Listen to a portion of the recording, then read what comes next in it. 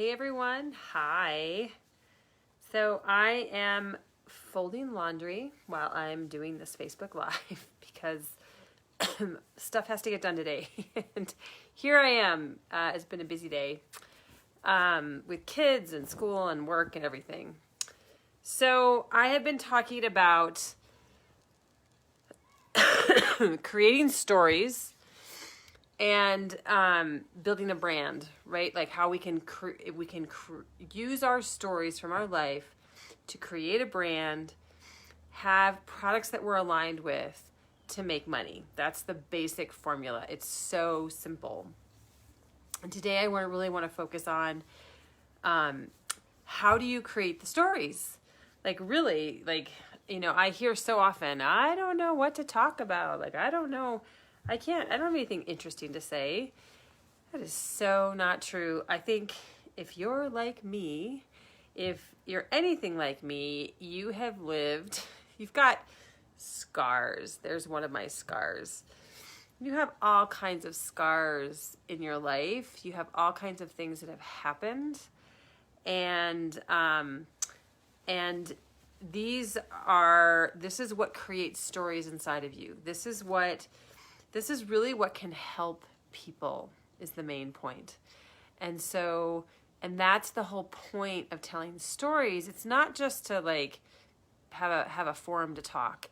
It's really about sharing yourself in a way that supports people in their own healing process, that supports them in being elevated, that supports them in their growth, and that supports them in their development. So that's the story. So it's about looking at your story from that perspective. How can this story help somebody else? And so, one of the ways to look at it, to do that, is to look at pain. So what I oftentimes do is look at my present day pain, or some pain that I've gotten over, or some pain that has become less in recent time because of work that I've been doing. So if you're anything like me, you're always doing inner work, right? And because I know so many people here are doing that. Why do we do that? Why do we do inner work? We do inner work because we want to feel better. Hey, EB. We do inner work because we want to feel better. Really, seriously, that's the basics of it. We want to feel better. We want to grow. We want to expand our lives. We want better lives for ourselves. Thank you so much. And so we do inner work. Well, doing inner work is in many ways a luxury, and we're not all in the same place. I have a friend who's doing this kind of work, and I'm doing this, and another friend who's doing that. But when we come together and share, we can support each other in growing from each other's inner work that we're doing, right? So that's the point of these stories that you can share with people, is that you can help people to heal and grow and develop and have better lives. And so when we look at our pain, that is pain that we've recently healed, or it could be pain from our past. It could be things that we've worked on for a long time. But that's one of the things to look at, is what is our pain? What have we gone through that has been painful? And we look at that, and then we ask the question, hi, Anna, in terms of what have we learned? What have we learned in that process? I was talking to somebody this morning, a dear friend of mine, about a recent experience where typically when I'm with a certain group of people, my whole history, actually, especially after my mother died 20 years ago. And especially after that period, with this particular group of people, my family, basically, I had wanted some nurturing and mothering from my family that would replace what I would perhaps get from my mother, or maybe the stuff that I didn't get from my mother because she was overwhelmed and busy with life. And that pain had come up in me. The pain of not being mothered, the pain of wanting to be mothered, the pain of longing to be mothered, we all have a need to be nurtured. We all, that goes back to our need for attachment. We have actually a primary physiological need to be nurtured and to know that we're loved and that somebody has our back and that somebody's taking care of us and somebody has it figured out for us, especially in the first 7 years of life, but even way beyond that. And so that my primary need for love and connection and nurturing was being triggered after my mother died. And for these last 20 years, I have been looking for that from my family. Not expressing it, of course, because I didn't really understand what was happening. But it was the death of my father, which just happened on Monday of a week and a half ago, a week and a couple days ago, that I realized that, I didn't need to get that from them. Like, that's not really, it's not their role. It's not the appropriate place to get that. And that I have places I can get that kind of nurturing and love and connection that I'm looking for. And I've actually worked for years to find that. And I'm a person who has a really deep need for really deep connection with people. And there are some circles that I'm in. Hi, Allie.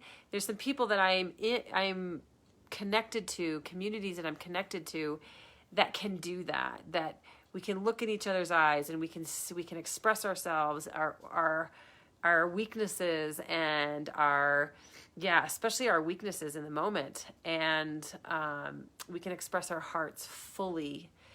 And it's such a beautiful place for me. And I've grown so much in that environment. And there's a number of people in there that I've built these relationships with over the last 8-9 years.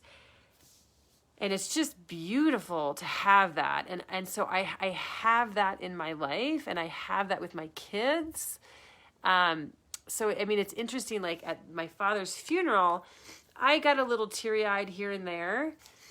And I went into, but I held myself together. Not that I was trying to, because I can cry pretty easily. And I totally recognize the relevance of crying and the importance of crying and letting out your feelings. So I wasn't trying to hold back, but I just didn't have the tears. And I was had lots of things going on in the moment, for sure. And the funeral ended and we were going to go to the internment. And I went back to the car and I was driving. My kids were in the car with me and I just sobbed. Like it just came out like, whew, big time. Because I felt safe with them. Like those are my people. And not that I parentify my kids, because I'm really conscious of that, especially as a single parent. But I just was able to let go. And then on Monday, I'm together with this group of people and I completely fell apart. Like they're my safe people. They're the people I can truly show my full heart to. And so like, that's my story, right? Like that's a pain that I have gone through for many, many years in terms of trying to ask for deep connected love from people who, like a mothering love, a nurturing love from people who just weren't, it's just not their role and it's not who they are. And so and so it's just fascinating to me that I've been in pain for 20 years around that. And I've caused them pain because I get hurt by them not providing it to me.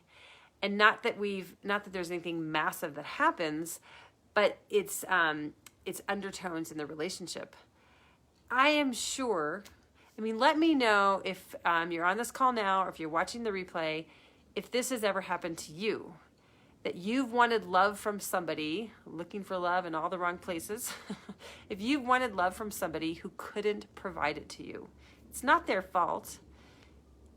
It's just that we didn't recognize that they couldn't give it to us. And so when I talk about stories, and like this particular story, this is a universal story. Like we all know that experience. We all understand that experience of wanting and really longing for love from a deep connected love from somebody who can't give it to us. And that has been my pain. And so when we share our story, this can help. It normalizes people's experience, because typically we think there's something massively wrong with me, and that's not the case. It's just your humanness. And so that is a huge piece of it, that it normalizes it. And also people can have insights into their own experiences. And sometimes it can be a massive healing to like, oh my gosh, that's what I've been doing. That's what's going on in my life. That's how I've been feeling all this time. This is a pain that I've carried for 20 years. Crazy.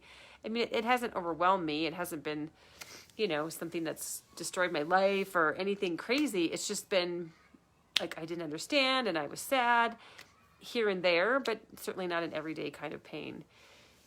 So that's an example of sharing a story, and that can create your brand, because I tend to talk, my brand has a lot to do with love.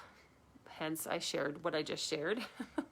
My brand has a lot to do with vulnerability, with sharing my inner heart.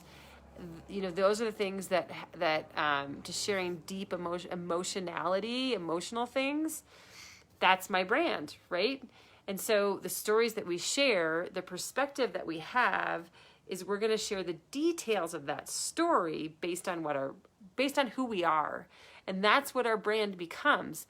And so my perspective is always through that lens, because that's what I love and I'm passionate about and I care about at this phase in my life. And so that's what I'm deeply attuned to, and that's what I share.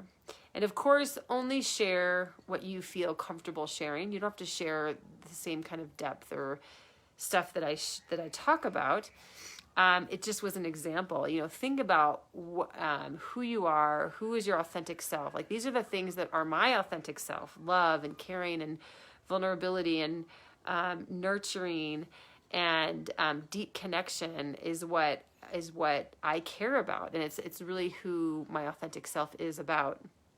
So think about who your authentic self is. That's who your brand is. That's going to be the lens that creates your stories. And that's how you're going to start to make money based on your stories. The other piece of this that I have not talked about yet is that you also need a platform. Like, if you are just blurting your stories out on Facebook, you're going to get a few followers here or there, but you actually Facebook is a platform, but I'm talking about another platform that really provides you with the insight, the growth, the development, the community, to be able to share all that as well.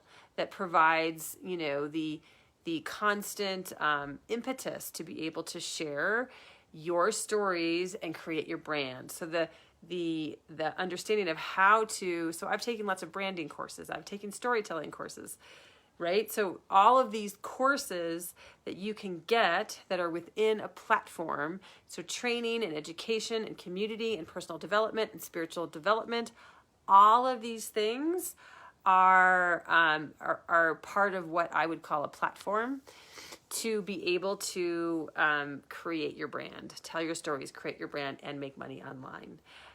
You will have much better success and ability to have success by doing that, rather than just starting to blurt your stories out online. There is strategy involved with this, with how to do it. Just like I said, look at your pain, like how to think about it and how to think about your brand. So I just wanted to share that, because there is a lot behind this. There is a platform that I'm aligned with as well. If you're interested, send me a message. There's no pressure here. But I wanted you to know there is a platform that exists for this. And because I had also asked the question that if you could make money online by telling stories, would you want to know? And I'm just giving more information about it. So I have 3 videos now about this. And this is the first time I'm mentioning the platform, though. But let me know in the comments because I would love to know, what is your brand about? Like, I've shared what my brand is about. My brand is my authentic self. Who is your authentic self? Who is your brand? What is that? And I'd love you to share that. I'd love to know. And so that's what I wanted to share today. I did not get much folding done with my laundry. I will get back to that. And I so love having you here today. And thank you so much. I hope you have a beautiful, amazing day. Bye.